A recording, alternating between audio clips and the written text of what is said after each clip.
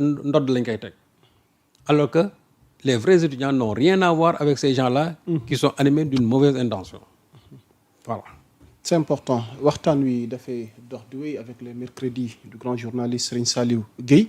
premier point bi ñeel tension yi nga xamante ni moom université njàng mu kaw ma Cheikh Anta Diop di ñaan yàlla na ci saafara topp ni ko kilifa gi diglee nii ndax yàgg-yàgg ci table lay mujj kon nañ ci ànd ak raison. Alors kilifa gi dañuy enchaîner ak beneen polémique boo xamante ni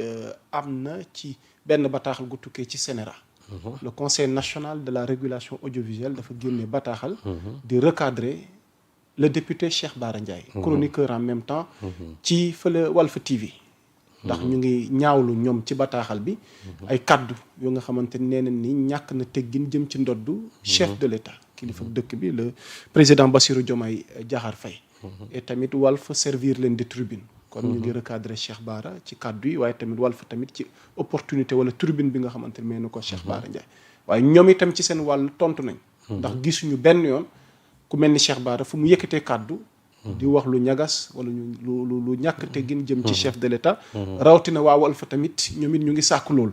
askan wi am ci seen gis-gis polémique bi àgg fenn fi ñu lay laaj yow en tant que un professionnel des médias communicant également li nu mel tey ci penc mi ba mu àgg fenn fi lan moo ciy sa njàngat. waaw xam nga man bi ma liiree communiqué CNRA bi la première chose à dire je me suis dit que communiqué bi c'est-à-dire que vraiment y a beaucoup de généralité quoi doo ci y a rien de précis ci biir parce que bu ñu nee Cheikh Bara dafa yëkkati ay propos irrévérencieux à l'endroit du président de la République te man Cheikh Bara c'est quelqu'un que je suis régulièrement ndax xam naa ne intervention yooyu ñuy wax man suivre naa ko de bout en bout jàpp naa ne ci man li ma gis li ma seetaan man gisuma ci loo xamante ni lu ñagas lu ñu teg ci ndodd président de la République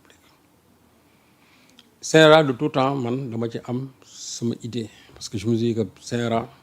toujours ñoom dañu nekk le bras armé du régime loolu la mos a jàpp ka fa nekk nag tey nga xam moo leen jiite man je le connais très bien parce que il a été mon patron au journal Le Témoin muy Mamadou Omar Ndiaye dégg naa fii ay accusations ci kaw ma ne Mamadou Omar Ndiaye mais ce qu'il faut savoir c'est que le CNRA fonctionne de façon collégiale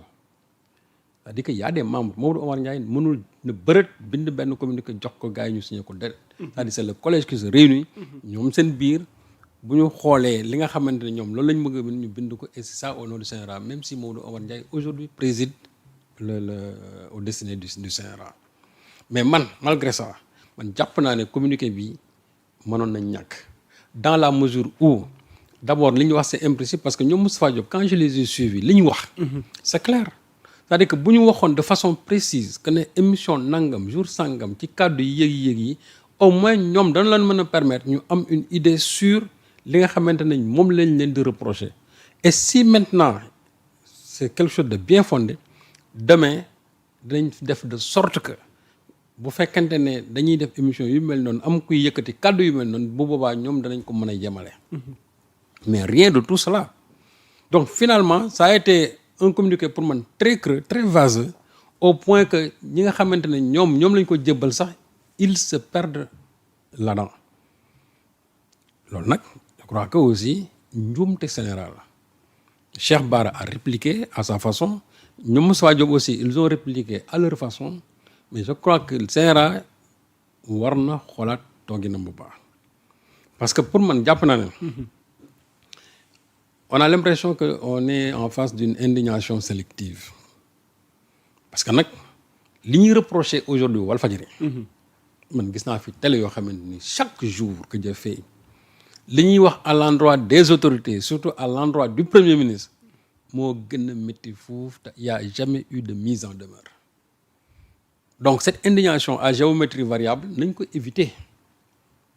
ko éviter bu fekkente ne ñoom ñooy réguler secteur bi dañu war a daanoo njaaxanaay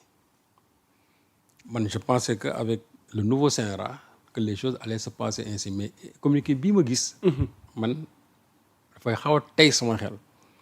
parce que CNRA yi bii nga xamante ne Babacar Diagne moom la doon jiite on avait vu les pratiques yi nga xam moo fa amoon CNRA boobu c'était le bras armé du régime de Macky Sall au point que 2 ñu tëj fi ay télé ci yoo xamante ne ni war na tegewul ci benn base légale léegi nag CNRA bii man jàpp naa ne dañu war a opérer ay rupture parce que ñoom ce sont les régulateurs booy réguler nag doo xool kii doo xool kii booy réguler da ngay réguler ça c'est pour le bien même de l'information. Exactement. li ñu reproché Walfadjri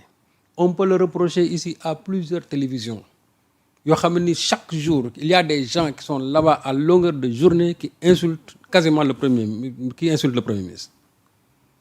Je ne parle même pas du président mais le premier ministre moom chaque jour. Or le premier ministre c'est le chef d'une institution le gouvernement c'est une institution le chef du gouvernement c'est le premier ministre. Donc kooku il incarne cette institution-là mais chaque jour nga gis ñu teg ndodd Sonko li lu mel ni xeme. ooy le CNRA dans tout ça loolu gis. Donc ma ne il faut que CNRA aussi ñoom ñu éviter cette indignation sélective ou bien cette indignation à géométrie variable daanoo njaaxanaay la ñuy reprocher Walfadjri te mënuñu ci teg duut baaraam man bu fekkoon tey dañu Walfadjri lii lañ leen di reprocher ci émission bi ci jour sangam ci kaddu yi ñun dinañ juger. waaw ñoom sax Walf ci seen bataaxal loolu lañ sax waaw ci CNRA. loolu moom mooy ngeen wax ñu. mooy lu ma mais moo tax ma ne ñoom bu ñu demee ba am problème boobu. ba mën a ne duut baaraam ci li nga xam ne moom la ñu reproché Walfadjri c'est parce qu'il y a un problème léegi nag wax dëgg yàlla communiqué boobu moom jàpp naa ne. njuumte la ci waa CNRA communiqué bi mënoon naa ñàkk man Cheikh Bara je le connais je sais que c'est pas quelqu'un boo xam ne ni dina xotti worm président de la République déedéet. Parce que j'allais vous demander Cheikh Bara mi nga xam liñ koy reproché. non Cheikh Bara je le connais am na xadar mën na mais Cheikh Bara lu muy wax ci yar ak teggin la koy def même du temps de Macky Sall laa wax mosuma gis Cheikh Bara wax ba nga xamante ne ñàkk na teggin président Macky Sall te Macky Sall gis nga li mu teg Cheikh Bara waxatuma laa ñi nga xam ne tey ñoo Cheikh Bara ñoom ñoo ànd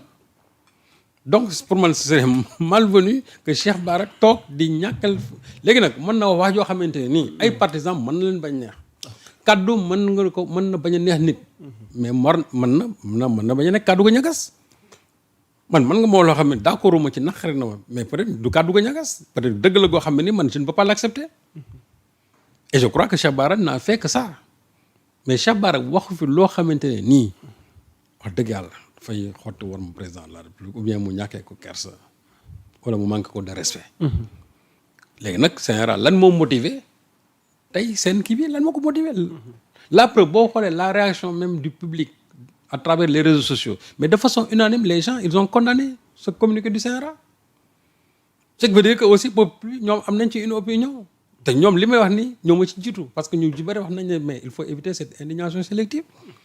li nga xamante ne moom la ñu reproché Cheikh Bara am na ñoo xam ne lu gën a graaw laa ñoo xam ne chaque jour mën nañ leen ci jàpp mën nañ ci am mandat de dépôt chaque jour ñu jaarale ko ci réseau ñu jaarale ko ci télévision yi te pourtant dara du leen ci fekk dara man je peux donner des exemples à n'en plus finir ñoo xam ne chaque jour heure bu ñu toogee télévision yi jàpp ne bala ñu fay jógee danañ wax lu mel ni xeme le premier ministre et pourtant dara du ci xew léegi nag tey nga xam ne Cheikh Bara wax na li muy wax am na ñoo xam ne neexul peut-être du côté de la mouvance présidentielle d'accord mais on est en démocratie mais le CNRA ne doit pas quand même en tout cas s'ériger en bouclier ou bien en bras armé du président de la République CNRA dañu tëddee njaaxanaay CNRA xamul président xamul keneen c'est un régulateur xamul ko féeteeg président xamul ko contre président ñoom li ñu leen war mooy nañ def de sorte que li ñuy wax ci penc mi bu mu na dëppoo toujours ak yoon loolu mooy seen kii. loolu leer na Serigne Sall mais vraiment man bi mu seen communiqué boobu. waaw man jàpp naa ne njuumte la. jaajëf léegi nag. peut-être di wax rek ne il ne faut pas que les gens aussi fassent porter le chapeau de responsabilité à Mamadou Oumar Ndiaye tout simplement. En disant que le CNRA aussi fonctionne vraiment de façon collégiale. C'est important de le rappeler. waxtaan wi dox du wéy ñu jàll ci beneen tomb goo xam ne séntu nañ ci sa décryptage muy la nomination des membres de l'OFNAC. alors ban appréciation ngay def ci nouvelle équipe bi. waaw xam nga OFNAC moom